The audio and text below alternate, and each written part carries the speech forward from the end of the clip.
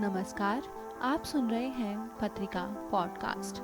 आज हम आपके लिए लेकर आए हैं एक बोध कथा जिसका शीर्षक है सच्चाई की जीत।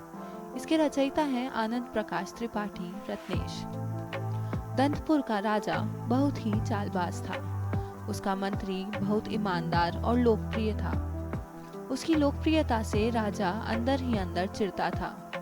एक दिन की बात थी जब राजा के पास जाकर मंत्री ने कहा, राजन, मेरे बेटे ने किसी के कार्य को करवाने के लिए घूस ली थी।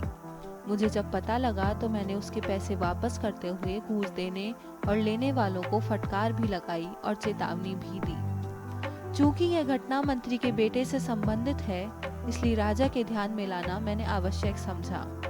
आपका आदेश शिरोधार्य होगा। चालबाज राजा ने मौके का लाभ उठाकर इस घटने को दूसरे दिन सभासदों के बीच रखकर मंत्री को हटाने का निर्णय करा दिया। सभासदों के निर्णय के आधार पर राजा ने दूसरे को मंत्री बना दिया।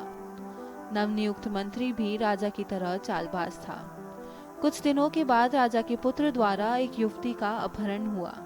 इस घटना की जानकारी जैसे ही मंत्री को मिली, दूसरे दिन सभासदों के बीच इस घटना का उल्लेख कर पूर्व निर्णय को आधार बनाते हुए राजा को हटाने का निर्णय करा लिया।